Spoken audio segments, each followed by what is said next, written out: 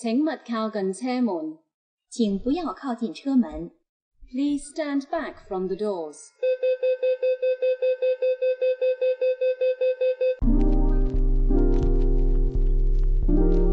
Hello, everybody. Welcome back to What Kind of Asian Are You podcast. I am your host. My name is Kyle. And again, for those that may be listening or watching this for the very first time, this is a podcast featuring conversations about being Asian. We interview diaspora Asians or Asian in general worldwide about their life stories and experiences. Through this, I hope to highlight, amplify, and validate Asian voices worldwide. And if you want to continue supporting this podcast, supporting Asian stories, supporting Asian creators, please consider subscribing to this podcast wherever you listen to, subscribe to the YouTube channel, and also following us on Instagram at What Kind of Asian Pod. And today we have a guest that I have known for a little bit in terms of on social media, and I've been following her content and just kind of knowing what she kind of does, and I find it very interesting and want to know more about what she's all about and such. And I think it will be a very good episode because all the stuff that she does is revolving around health and wellness, and that's something that I'm trying to learn more about, and also hope to highlight to other people, especially to people that are looking for those kind of content and want it more leaning towards catered towards their kind of ethnicity or background, because I think a lot of times with health and wellness advice or even mental health specific thing is very kind of Western or European focused, when a lot of times there needs to be a different lens to look at those specific matters, especially for diaspora Asian. So I will very happy to be able to bring in this person. I'm gonna let her explain more about who she is, what she's about, but to bring her in first, her name is Vincci. Hi, how are you doing today? Hi, thank you so much for having me, Kyle. I'm so excited to be here, though with your intro, it sounds like I have big shoes to fill. Oh, no, I think you don't have to worry about that. I asked my guests, what kind of Asian are you? And we could go from there. Sure. Okay. So, hi, everyone. My name is Vincci Tsui, and what kind of Asian am I? So I was born in Hong Kong, and I moved here to Calgary in Canada when I was 3 years old. So I consider myself a 1.5 generation Hong Kong Chinese. Yeah, I guess that's what kind of Asian I am briefly. That's great. And I think another reason why I felt a certain connection to you, because I also recognize or consider myself as a 1.5 generation from Hong Kong diaspora and all that stuff. So, and then you reached out to me saying, oh, you listened to a certain episode, and that's how we got connected in the first place. And I'm really grateful for that. It's always nice to hear those that are listening and kind of resonated, kind of telling you, oh yeah, I really like this episode and that. But you mentioned, oh yeah, you are Hong Kong diaspora. You came to Canada when you were 3, grew up in Calgary, and all that stuff. Okay, just talk about how it was like growing up in Calgary. Because for me, I grew up in Ontario and Toronto, kind of Greater Toronto area. I've been to like Alberta. I lived there for a year in my previous lives and whatnot, and I kind of know Calgary. So I would like to know your experience living in Calgary, because for me, I was like, wow, it's very different from my kind of lifestyle back in Toronto and such. Yeah, well, I would say, like, for those who aren't familiar with, I guess, Calgary and Alberta and what it's all about, I would say when I moved here, so it would have been like early 90s, Calgary is very small, like compared to places in Canada with larger Chinese populations like Toronto or Vancouver, I think is what people think of when they think of like Hong Kong Chinese people in Canada. So I would say, like, growing up, we didn't have like a huge Chinese population. Like, there were still some people, but I would say like up until maybe grade 3 or 4, for example, I was probably like the only Chinese person like in my school classes. And it wasn't until maybe I was in grade 4 and up that like we definitely saw an influx of more immigrants from Hong Kong. And I would also say like from China, because Calgary is a big like oil city. So I think there's a lot of people like kind of immigrating here from China to kind of take advantage of like working in the oil and gas industry. And so I guess like growing up like as a Chinese person here, or as a Hong Kong Chinese person, I say that I probably come from a background that has a lot of privilege because I never really experienced like really like explicit harmful racism. Like there's probably that subtle racism that you get that, or like that model minority, like, oh, like Asians are good at math, you know, like that kind of stuff. But I guess I'm still trying to answer your question of what it was like growing up. And I think like as I like kind of got into my teen years where there were more Chinese and Hong Kong and Taiwanese immigrants, like there was definitely more culture involved. I would say my family was really emphasized, I guess, kind of connecting to our Hong Kong roots. So I come from one of those families where my dad's business is still in Hong Kong. So he flew back and forth between Hong Kong and Calgary as I was growing up. And this is the way that he is now. Unfortunately, with the pandemic, I haven't seen him in person in 2 years. So it's been hard that way. And then as a family, we flew back to Hong Kong probably like every year when I was younger. And then it was like every couple years. At home, we had to speak Chinese. Like we watched like the Chinese station.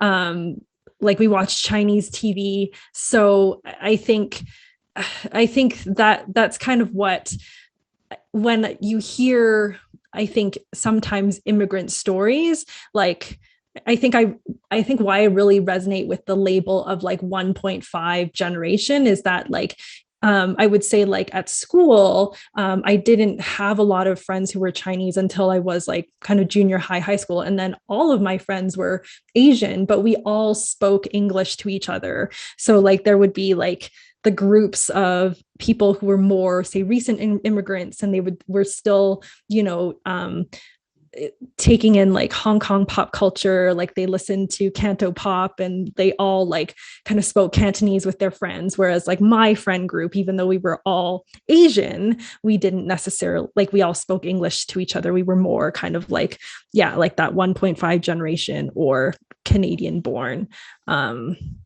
So I don't know, that's kind of what my experience was like growing up in Calgary. I don't know if I answered your question or if I just kind of like went on a tangent. Oh, no, you answered it. And I think I could relate to how you're saying, like, yeah, that 1.5 generation feeling of like, oh, you talk to your friends in English, even though you're able to speak Chinese and all that stuff, Cantonese, whatever. But like, it still felt more natural to be just speaking English with your friends at school and in your social setting. I've definitely felt that, even though like I'm sure my kind of upbringing where I grew up just where all my friends or like all my classmates were majority either Chinese or East Asian or even like just Asian as a whole, compared to you had your more kind of Asian friend group or just population when you got to high school. But for as long as I remember, the people that I have around was still primarily like Asian. Or if it wasn't, it was like very more kind of mixed, not like where it's, oh, it's only white people or like we're the minority, that kind of thing. But I still can relate to how you're like, oh yeah, Chinese at home only. And like, it was very kind of still know about like Hong Kong pop culture to an extent, but then it's in the middle of like where like you know enough, but also you're not like exactly like into it. Like same with like Western culture, like you might probably get a lot of the references, but you're still missing some, just because a lot of times a lot of the Western pop culture references, if your parents aren't in tune with that completely, you're not gonna be able to like get into, like, for example, for myself, it's like I grew up where it's like my parents didn't really have like that Western kind of pop culture interest. So Yeah. like a lot of like the like Western sitcoms or like Yes. big Western movies, like Yeah. people were like, oh, this is a classic, you must know that. But like, or I Mhm. watched it, like I didn't really. Or like No. for example, like it's a thing I bring up, like I never really got into Star Wars or anything like that. But like a lot of people that are like say my peers that are not Asian that are like, oh yeah, my parents like watched it with me growing up, but like I didn't have that kind of thing. Like I'm sure like my parents knew about it, but like it wasn't where they were like, oh, we gotta watch it together because it's a Western thing that we gotta know, right? So sometimes the disconnect with that to make me feel like, oh yeah, that 1.5ness and just not feeling like that in tune with like Canada as a whole. Yeah. Yeah. And I totally agree. Yeah. With the pop culture references, like a lot of the classic movies, like I haven't watched, or, bands that like I never really listened to because growing up, like my parents listened to like cassettes that they brought from Hong Kong or to like Chinese radio once that became available. Yeah, you mentioned that you did end up having like a kind of Asian friend group as you got to high school because it's more Asian immigrants and whatnot. But as a whole, would you say Calgary, or at least that area, is still very kind of predominantly white? Because when I was in Alberta during maybe 2012, 2013 time, when I've been to like downtown Calgary or like the big Chinook Mall and all that stuff, where like everywhere I go, it's like I do see Asians, but still very few. And when I do go to Chinatown, I feel like Chinatown is very a lot. I don't want to say run down, but it's not like where it's like maintained. Oh, like for instance, people would think, oh, Richmond, like oh man, all the fancy malls and stuff. But like Chinatown in Calgary wasn't that kind of vibe I got. So how would you describe the scene, I guess, in terms of how it is right now as well?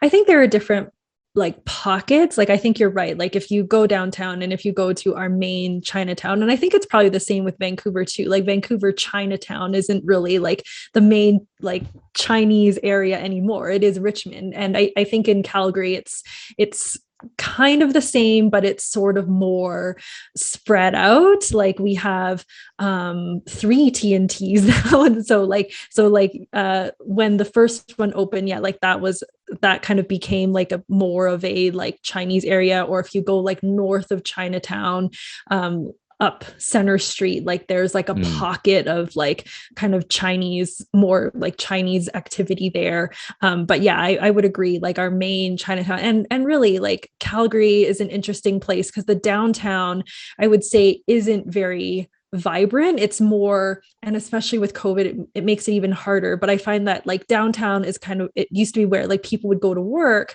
and they would go home like to like sort of like the suburbs and the surrounding areas where like, where you'd get like Chinook Mall and stuff. Like that's not downtown Calgary at all. And then I would say like with other, like if you're thinking of say like more like Southeast Asians, or not Southeast, or more South Asians, then that's kind of like the northeast area of Calgary. So I think it's, there are pockets of like more like Asian concentrated areas. But if you're kind of looking at in general, you're right, it's probably more white. Yeah.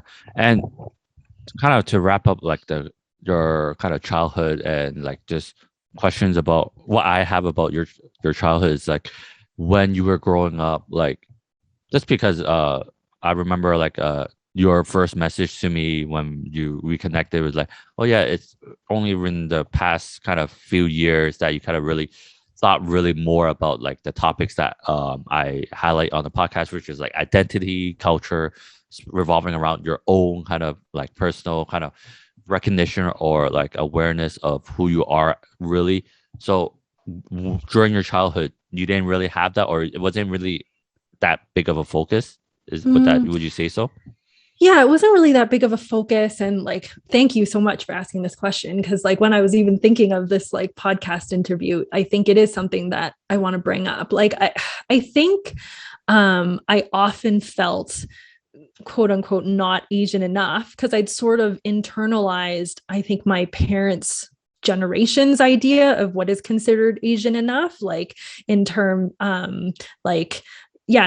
of, I would always think, oh, like the people who are, maybe more recent immigrants who are still like listening to Canto Pop or speak Cantonese all the time, like these people are more Asian than me.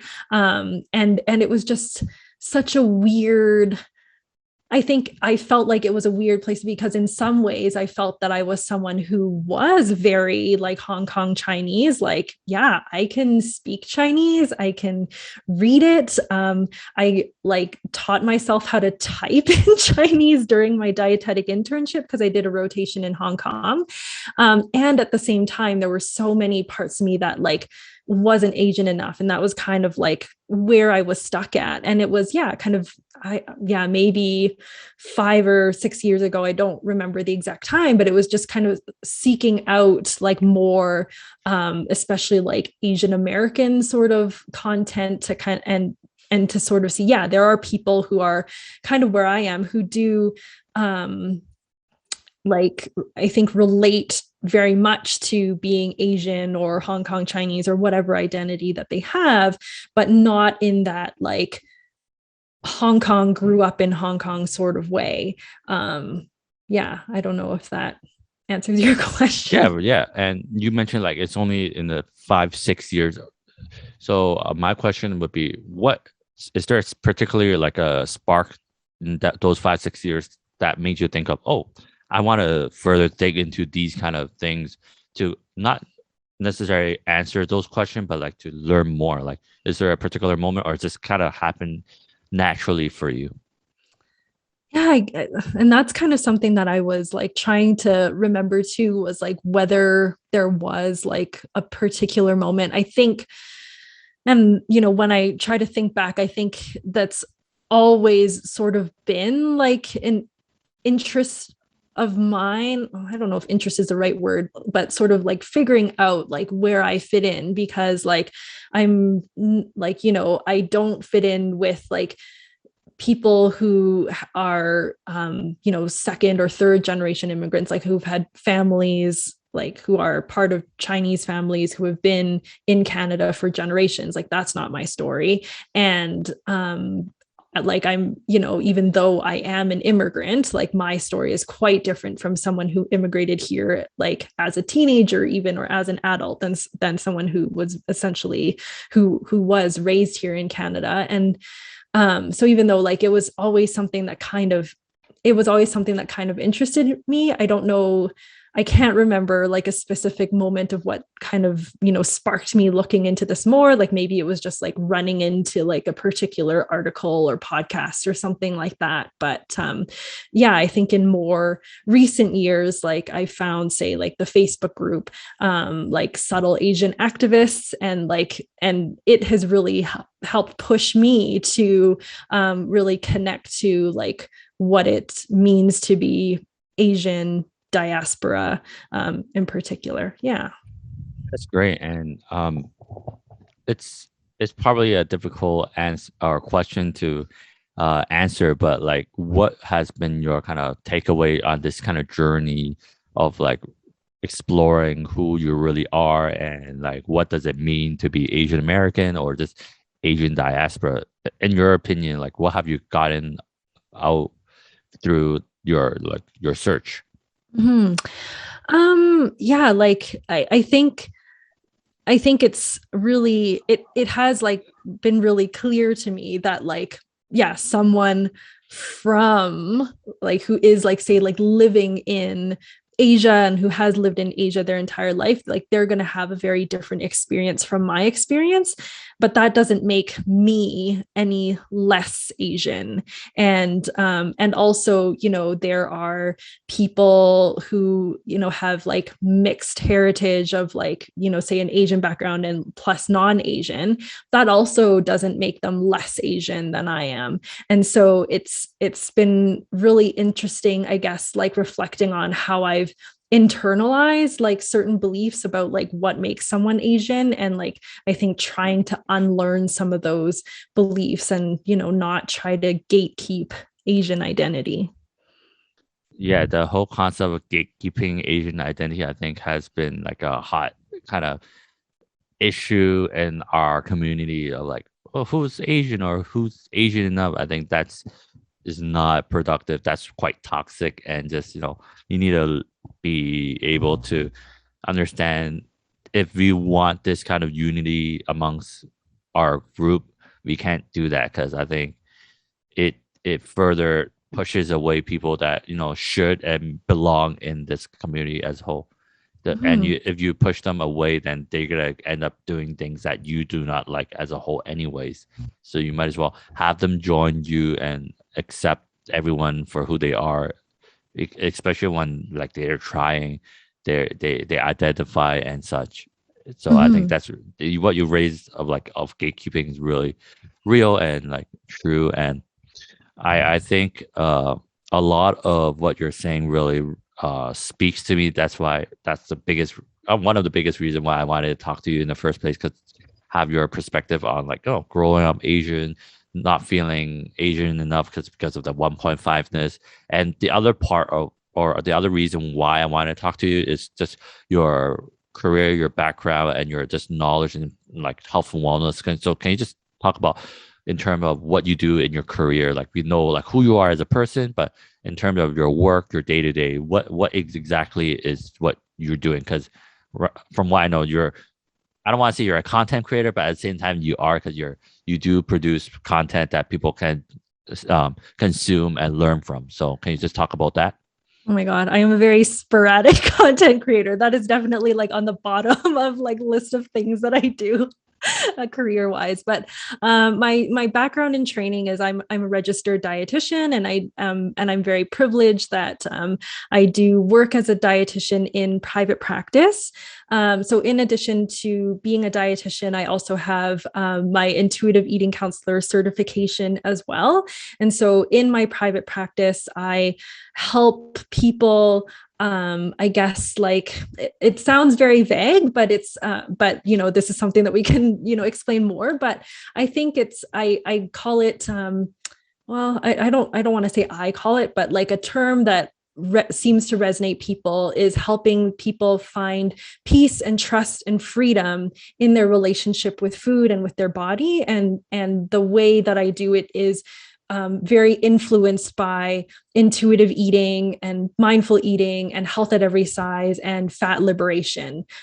Those are sort of the places where and I pull a lot of my work from.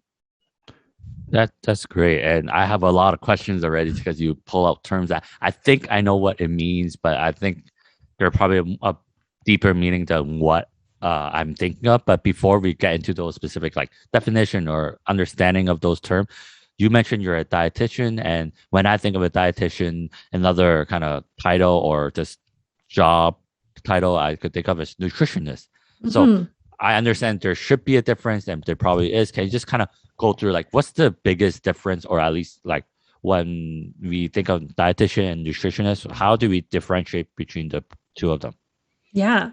So the dietitian is a protected title in like all the provinces in Canada, and also I would say most of the United States, whereas nutritionist isn't protected. So that means that in order to be a dietitian, you need to like meet certain requirements in order to like legally be able to call yourself a dietitian. So that's so here, at least in Canada, you have to do a bachelor's degree like in nutrition, plus you have to do a year-long internship that is unpaid. Oh my God. And then also you have to pass the Canadian Dietetic Registration exam, and then also do continuing education in order to kind of keep your registration as a dietitian.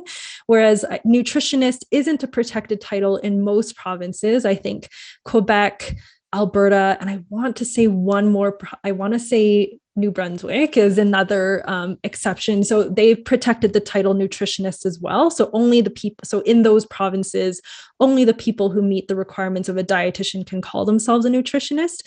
But in the other provinces, technically, since it's not a protected title, anyone can call themselves or market themselves as a nutritionist. So then you'll probably get people with a variety of background and training, whereas like with a dietitian, you can at least say, okay, like they at least have this minimum training in nutrition. So in terms of job scope or like what they are able to do, would it be the same, or it just, because for me, I thought it's always like there's a difference in terms of what they do, but how you describe it seems like it's just the title and just the standards they have for practice. Mhm. Well, I would say like probably if we're talking about like healthcare systems, like in hospitals, in hospital settings or clinic settings, like they would probably only hire dietitians. Whereas I'd say like nutritionists might be people who are more in, say, either private practice or working out of like gyms, like more like kind of fitness settings, I would say is where you might see more nutritionist work. But if you're talking like healthcare, it would probably be dietitians working in those settings. That clears a lot of what I had always kind of had questions about, because I do have friends, or at least people that I've known that did like human nutrition degrees, or like just striving to get that internship after graduation. There were stress and all that stuff. So I was like, oh yeah, dietitian. But then they always also pull out like, oh, nutritionist as well. So I wasn't completely sure. But another thing that we should probably talk about is like the terms that you mentioned, like intuitive eating, mindful eating. Can you just kind of go through what those exactly mean? Sure. So, oh my gosh, this is a long answer too. So, intuitive eating, I guess how a lot of people know about it was actually I guess a concept that or like the term was sort of coined by two dietitians in the US, Evelyn Trively and Elise Resch. And so they wrote the book of the same name, Intuitive Eating. And the idea behind intuitive eating is that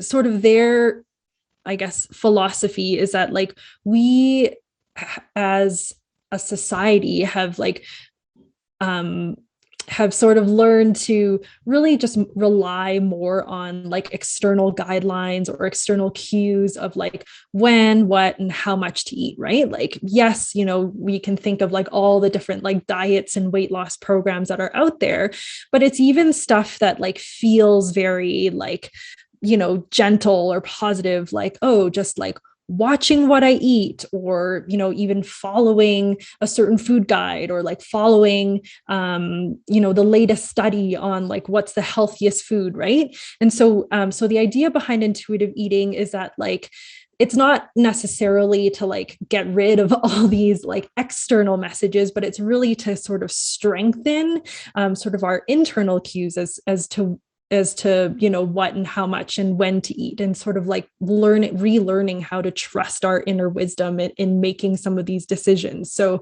there are 10 principles to intuitive eating, and yeah, all of them are either about strengthening sort of like these internal cues. So a lot of the times when people talk about intuitive eating, there's a lot of focus on like eating when you're hungry and stopping when you're full, which really isn't a complete picture of what intuitive eating is, but like that's sort of like the first thing people think of when we talk about like, say, internal cues.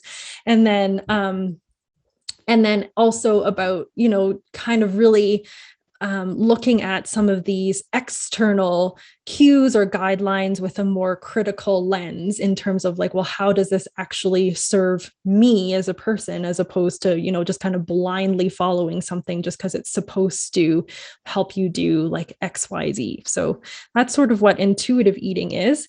And mindful eating is somewhat similar in that it's really about taking the concept of mindfulness, which can be defined as paying attention, like with purpose and without judgment. And so it's kind of taking that experience of mindfulness and bringing it to the eating, from purchasing and preparing food, like just bringing it to the whole eating experience. So there's obviously a lot of overlap between intuitive and mindful eating, because again, it's about like kind of attuning to your inner cues and using your senses to engage in the experience of eating. But where I find they're slightly different is that intuitive eating kind of tries, I think, to look more like kind of target some of those external cues more. Whereas I find that mindful eating is really just about like the individual and practicing, focusing on your kind of internal cues or that experience of eating. I don't know if that makes sense. Yeah, a lot to kind of take in, I guess, but at the same time, also very kind of, it makes complete sense of how you should approach kind of your own kind of relationship with food and your body. Because I think, at least how I see, at least if we take it to another discipline like with mental health, it shouldn't be where you follow other people's plan of or approaches to how you deal with your own mental health and your own journey. So it should be same to apply to your diet or just how you eat versus like someone else, because their body type isn't the same. Their cues are not the same. So you should really learn like the principles, of course, of like, oh, what's good or like healthy things that you can consider eating and all that stuff. But at the same time, if it doesn't work for you, you don't have to blindly follow it.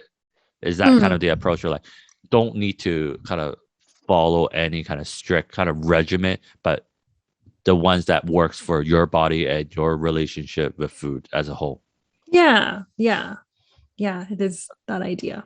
Oh, okay, that's great. And we talked a lot about like just intuitive eating and mindful eating. I'm sure you didn't get to that point right away at the beginning of your life and all that stuff. So can you just talk about your kind of relationship with food and just nutrition and body as a whole, and like just how you got to where you are in terms of like you really believing in intuitive eating. Now you're kind of a counselor for that as well.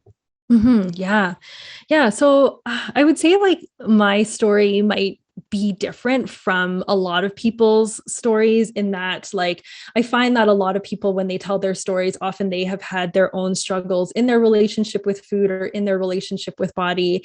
And I have been very lucky and privileged in that I've always had like a fairly positive / neutral like relationship with food and body. Like all my anxieties lie elsewhere. it's not with food and body. And so when it comes to, you know, why I believe so strongly in the work that I do now, like it was an evolution, because like most dietitians, I was trained in a very like conventional way, like with like conventional beliefs of health, sort of this idea that like in order to be healthy you need to be eating certain things, or you need to like your body needs to be a certain size or shape, and that was kind of how I was trained.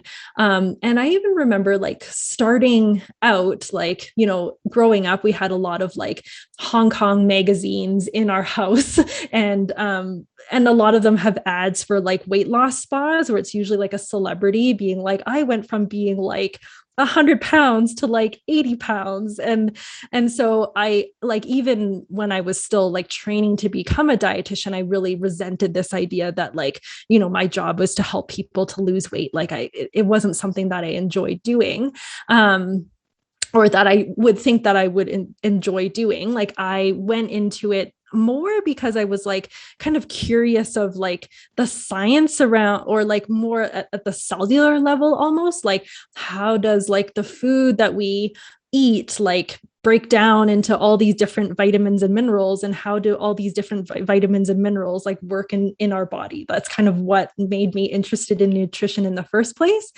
But I guess like fast forward, like, you know, after I became a dietitian, I worked in the hospital system for a while. And I think I always like maybe wanted to have like a bit of a private practice on the side. And especially at the time, I was also a food blogger, and I was always being like invited to these events that I couldn't go to because I was working full time. And so I have a friend who like, he like is a freelance journalist, and, you know, and he's just done so many other incredible things. And so like that kind of inspired me to sort of really want to strike out on my own. So I was trying to get like more part-time positions as I was, trying to build up my private practice. And so eventually, like I started working for like the bariatric surgery or weight loss surgery clinic here.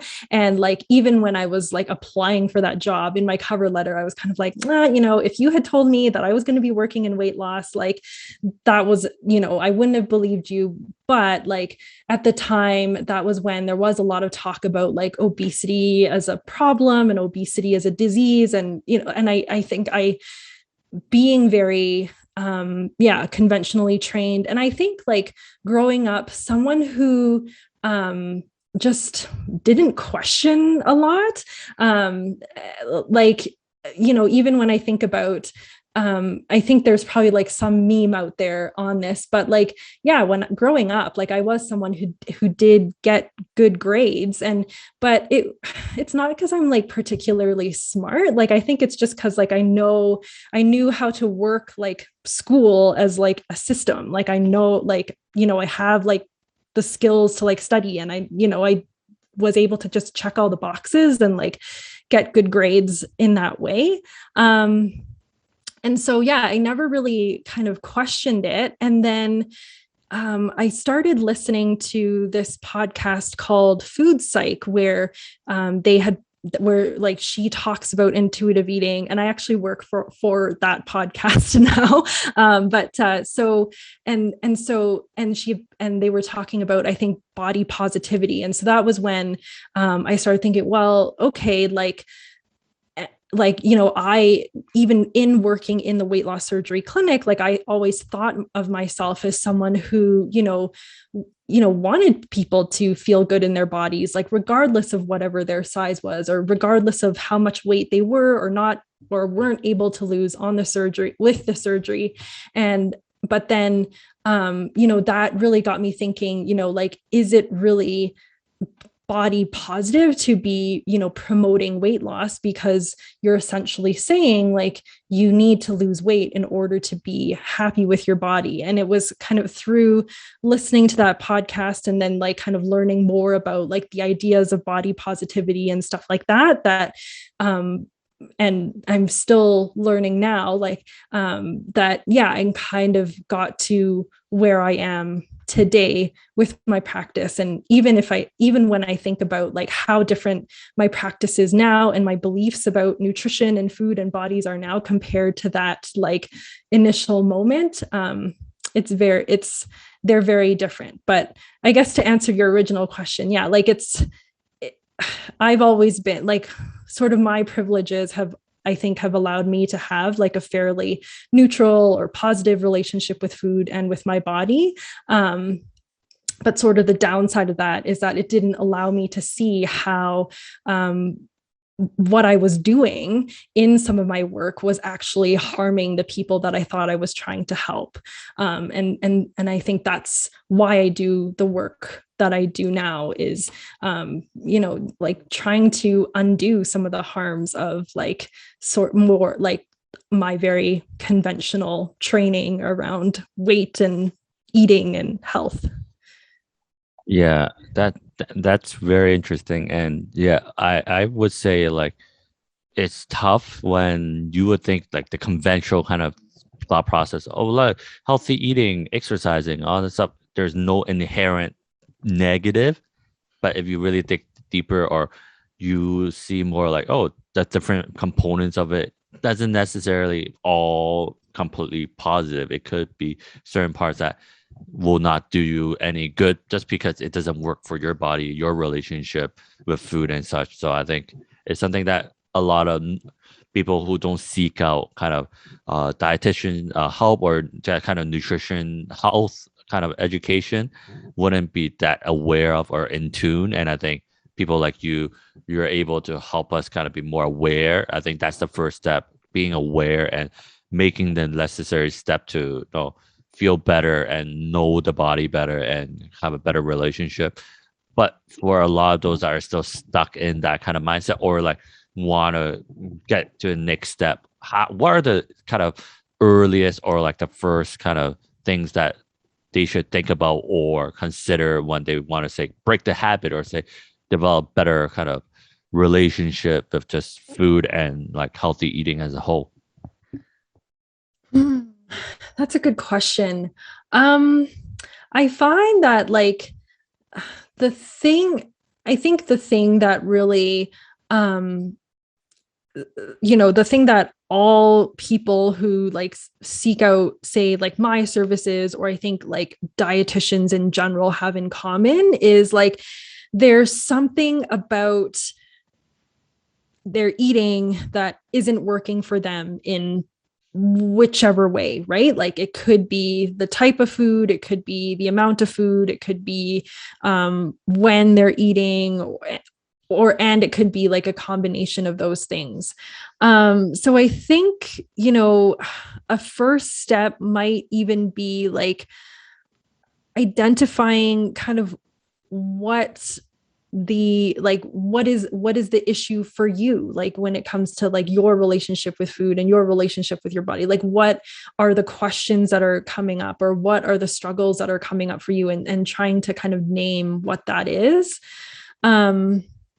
And I also think it's a little bit of being critical about, some of the messages that we get when it comes to what is considered healthy, or even like stepping back and being like, why is health something that like we put on a pedestal in the first place? Because, and this is not my quote, this is like a quote I totally stole from someone else, because like health is something that has diminishing returns. Like at the end of the day, like we are all eventually going to die.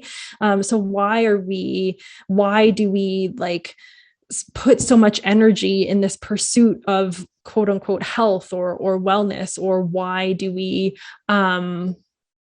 or like, why do we value that so much in the first place? So I think it's really about approaching it with like a more critical lens of kind of what's going on. I think a little bit of what's going on for you, and perhaps like, how does that reflect, some of the messages that you might have internalized from, kind of what's going on. Because I think in health, and I think in a lot of things in our society, there is like a huge focus on like the individual. Like there's a lot of talk of like self-care and like your individual body type and when in reality, I think like there's a lot, like, if we talk about, say, social determinants of health, or just a lot going on systemically that affects our health and our well-being, that we're not questioning. Yeah, questioning is very important, being critical, and talking about being critical about the information you receive. What would you say are like some of the things you notice through your private practice, like the kind of the myths or like things that people believe that really you encounter a lot, that you are trying to help your clients or just people that are seeking your advice to unlearn or just see the other perspective? Mm-hmm. Well, I think like for a lot of people, like just, body image concerns are a huge one. And so I think the work that I do, there is a lot of overlap with like eating disorders and disordered eating. And so, yeah, so I would say like body image concerns are one, and like when you don't feel good about your body, it's not because like you are flawed or messed up in any way. Like a lot of the times, like people are able to kind of trace like, yeah, like, it might have been like a message from their doctor or someone at school, or even their family members, or maybe they grew up with family members who were always on some sort of diet. So even though their parents might not have said anything explicitly about their bodies, the way that they acted around food and their bodies kind of reflects on, kind of their kids' beliefs like growing up as well. So I think it's, kind of thinking about how we talk about bodies and what bodies are healthy or unhealthy, right? Like, a big one is like, I think there is, like just kind of this idea that like you have to be a certain weight or a certain BMI, like in order to be quote unquote healthy. And like it was never about health in the first place. Like weight stigma came before it became like fat became like a health concern, but like people always use health as a way to kind of scapegoat, like, oh, I'm just worried about your health. Like it's not about health. It's about the fact that like we value certain body types over other ones. And like, there's a lot of interesting stuff out there in talking about how like fat phobia and weight stigma is actually very closely tied with anti-Blackness and racism. So like, that's probably like a whole podcast episode on its own. And also like one that I can't fully speak on as someone who is not Black and not fat either. But yeah, so I think like, to answer your question, I think it's oftentimes it's what has believing in a certain body ideal really how has that affected like your own relationship with food and with your body, because like with your body first, and also how has that affected your relationship with food, because there's so many beliefs about like what foods are quote unquote healthy and unhealthy. And often that is tied with like, what foods are like the lowest calories so that you can lose weight. Right. And so it's kind of breaking up some of those ideas or questioning some of those ideas around bodies and food and health. Yeah. The whole notion of like, whatever calories and all that stuff means differently if it's different food and all that stuff. People are really living by it. It's like, oh yeah, it's fine. As long as you lose weight, then that's fine. You just gotta work through that. And I think that is not helpful. And I think you kind of constantly going by those metrics will affect your mental health, which in the end will not help your kind of body image, kind of feelings, and also just the weight. Not to say that weight matters, but to a certain extent, if it affects your weight to that big of a degree, then it's something to look at, to like a kind of address of, is it the food or is just your kind of thinking of how food is for yourself and your relationship with it. And I guess my next question would be like, say if like people are looking to like make a change, something that they have to do, of course, is just seek out those that are knowledgeable, those that are like know what they're doing, of course, and like look for exercise and all those stuff to work on. So, and I know you do have a book called the Mindful Eating Workbook. Can you just talk about that and like what that entails if one decides to take upon this journey and use that as a resource? Mm-hmm. Yeah. So the book, even though I'm someone who enjoys writing, I was never thought that I would write a book, because I always thought that, what I have to say like has already been said and probably better by someone else. And so how this book came about was also like kind of random, in that the publisher that I ended up working with, so they're sort of different in that how they work is like I think they pull search data from different booksellers to see like what people are searching for and what they find. And like whenever like there isn't a book like, that meets like certain people's search terms or whatever, or if there's like a very popular search term that people are searching, they have a team of editors who will sort of like write like an outline for like a potential book. And then they'll reach out to like, at that time it was like different dietitians to potentially be the author of those books. And I know they reached out to a lot of dietitians as well, because like a lot of my colleagues have also published like books and cookbooks like through this publisher. so when they approached me to like write about mindful eating, it was sort of like, okay, like that was sort of, when I was just starting out, like shifting my practice to become more like weight inclusive or kind of be kind of closer to the way that I practice now. And so when I read the outline and I was like, okay, yeah, this seems in line with like the way that I work. And so it was very tight. I think I wrote the whole book in like 8 months, and then there was like editing and it was done. I don't know, like now that I have a kid, I don't think I would be able to do something like that again. Like I haven't even like published a blog post like in 2 years. But in terms of the book itself, it's like, so there are different chapters and it takes you through like different activities that you can do in regard like that talk a little bit about mindfulness and mindful eating. If you would like a preview of some of those activities, like on my website, I think it's vincitstsui.com/meditation. I have a free e-course, like a mini e-course. It's just delivered via email, and it has some recordings of some of the meditations that are in the book. And so it includes like a body scan. There's also like a mindful eating practice that you can do. And so there are just some different activities to practice just as a way, I think, to kind of bring mindful eating in. I think mindful eating is something that has become a bit more popular in the past few years, maybe a little bit less popular than intuitive eating. Like I find intuitive eating has really picked up in the past 5 years or so. But I find that when people think of mindful eating, they just think, oh, like or the language that I often hear is like, oh, I need to be more mindful about my eating, right? Like, which sort of implies, oh, I need to be more careful, or this idea of like, oh, I can eat whatever I want. I just need to like eat it mindfully, which means I need to like slow down and like, savor it and blah, blah, blah, blah, blah. Whereas like for me, what I think of mindful eating is really just about inviting people to engage with the eating experience in a different way.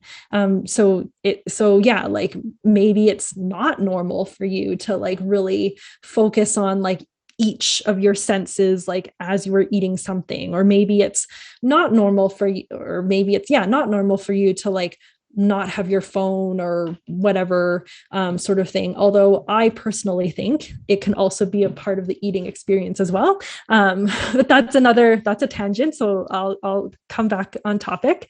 And so to me, like what mindful eating allows for, when you're engaging with eating in a way that might be different from how you would normally eat, it sort of opens up some possibilities of like what you can do next, or it doesn't. But it's really sort of just about, kind of experiencing eating in maybe a different way than is normal, and sort of seeing what possibilities that might be able to bring. That's great. And for those that are interested, make sure to check it out, the Mindful Eating Workbook. And you brought up something that I want to talk about, which you mentioned, like, having a kid.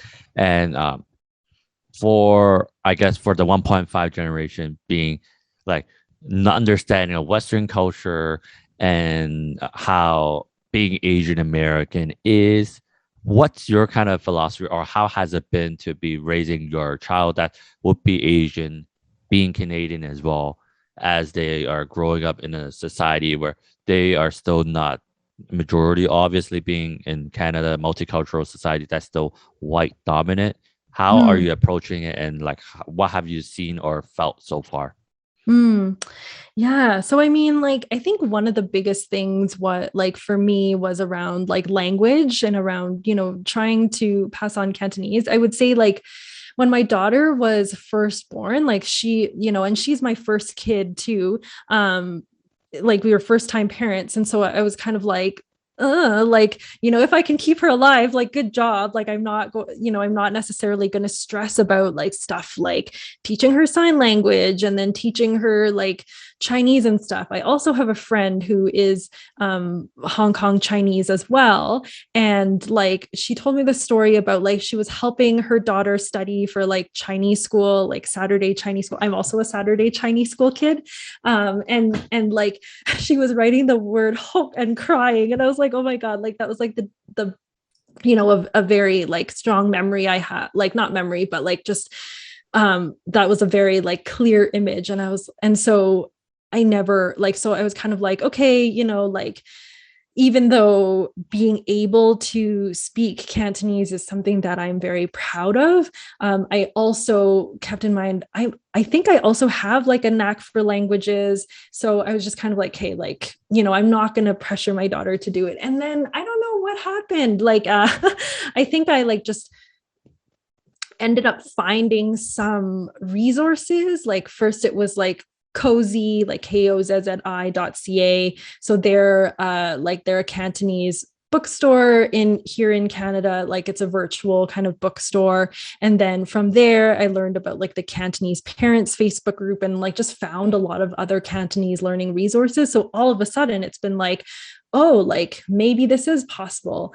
But then I kind of get stuck in like compare and despair mode. I think what's been tricky is that, so my husband, he is half Chinese, but like he doesn't speak Cantonese or any language other than English. And with the pandemic, we pulled my daughter out of daycare, and then kind of a few months into it, my in-laws started taking her 3 days a week, which has been super helpful. But my in-laws don't speak Cantonese either. So even though like I try to speak Cantonese with my daughter sometimes, and she knows some words and she knows some of her colors, which is like really cool. She's 2, by the way. So that's been interesting. And then I guess in terms of like parenting in general, it's because I think of a lot of the ways that I was brought up, and I would say like my parents are pretty like traditional Chinese parents. I would say like over the years, they definitely became more like open-minded, but in a lot of ways still very traditional. And so I think of like the way that my parents parented, and like, what are the things that, I want to continue, and what are the things that I don't want to do. And so, so I think I have been looking at, so sort of some resources that I found that have been helpful are Untigering Parents, which I really like. And then also because it is very it is Asian focused as well. Also Parents Decolonized, to kind of really think about like, what is that language? And again, like, what is possible for an Asian parent, because there are so many Asian parent stereotypes, and what does that mean for, say, like our generation who, doesn't necessarily want to, practice in those same ways. Yeah, that is very nice that you're able to find all those resources, because it helps a lot and like makes the pressure a lot less. Because I think if there's no resources, there's like, oh, I want to do this, but there's nothing. So what do I do? It's kind of very much like pressure and anxiety and stuff, and then end up maybe making it worse overall. Mm-hmm. And you talk about the culture aspect, the language aspect. How about other parts? Like, I'm curious because we live in Canada and we can't get away from like where racism or race relations and those kind of social issues got to be something that we kind of have to be discussing with the child, regardless how old they are, once they're kind of understanding of how the world works in a sense. Because I'm sure our parents wasn't able to really talk about that in like great detail, or at least even attempt it, because they didn't really understand the importance of it as much as we probably do now, just because of our climate and such. Have you given much thought about it? Because I know your children are still relatively young, but at the same time, teaching them about race and racism and stuff, I think the earlier the better, because I mean, you're gonna have to deal with race relationship when you go outside of your home, regardless if you're in Canada. So can you talk about that? I don't I think I'm someone who's, I mean, it is definitely something that I have thought about, especially, like earlier this year with like the spike in anti-Asian kind of like anti-Asian racism and like attacks on Asians and stuff like that. I have been very lucky and privileged in the sense that like I personally have never experienced like really violent anti-Asian racism. Like, again, kind of like I said earlier, it was always more subtle or kind of more of that like model minority sort of racism. And so I don't know, like there's a part of me that's kind of like, I'll maybe we'll cross that bridge when we get there. But it is definitely something that I've thought about in terms of like what that's going to look like and when that's going to become important.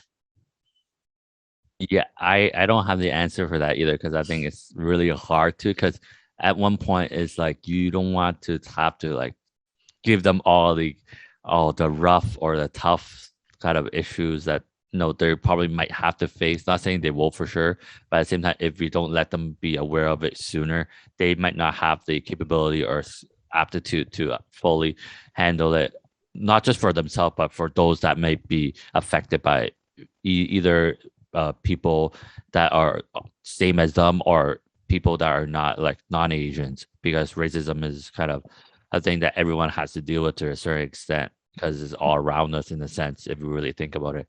So it's really tough. And we've been having such a great conversation, and I appreciate you for coming, and very happy to be able to learn more about what you do, who you are, what you're about. And I kind of just want to end off this conversation with some really quick kind of questions. Just want you to like one word answer, or like just whatever you can think of, and we'll do a couple of these as we end off the show. Is that cool?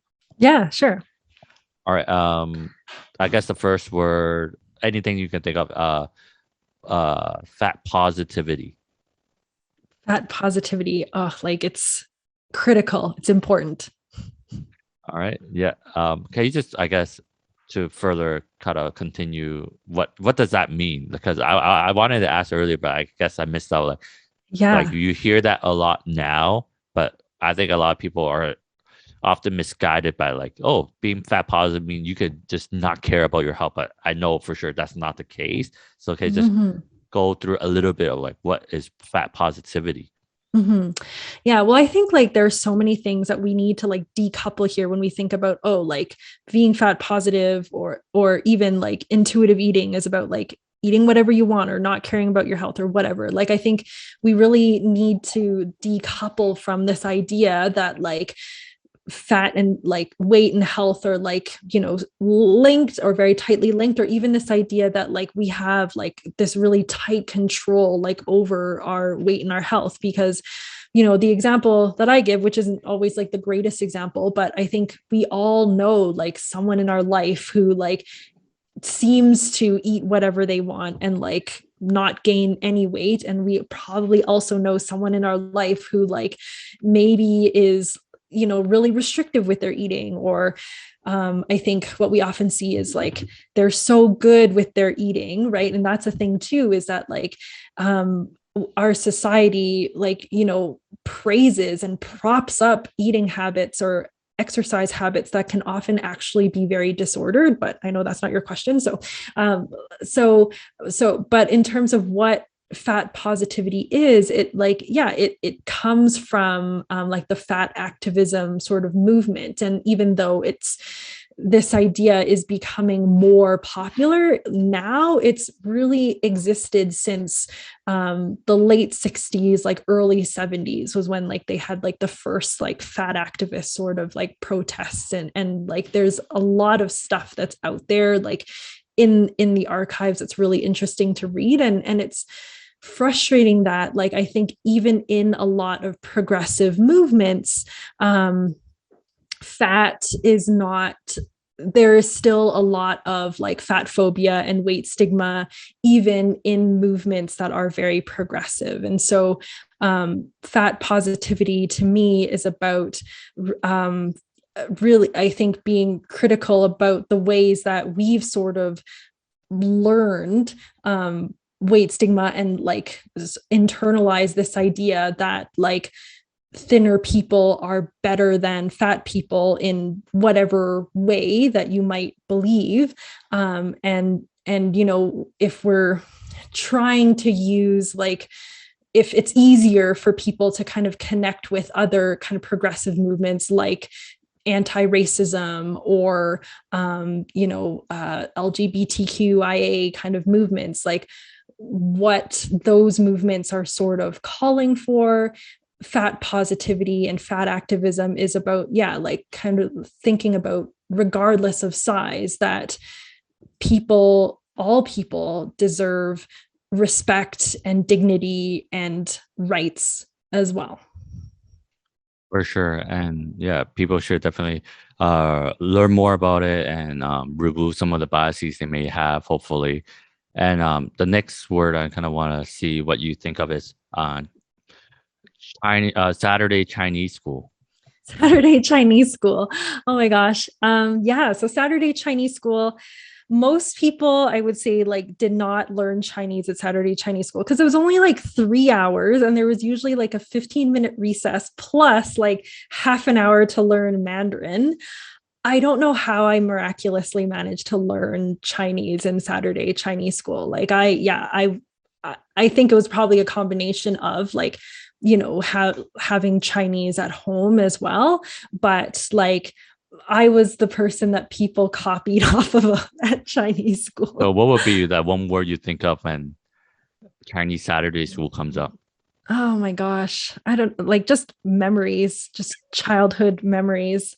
I don't know if I would send my daughter there. That's like another question, whether like, you know, it's a way, but I think in some ways it was like, especially when I was younger, one of the few ways where, you know, I did get to meet other Hong Kong Chinese people or Chinese Canadians. Yeah.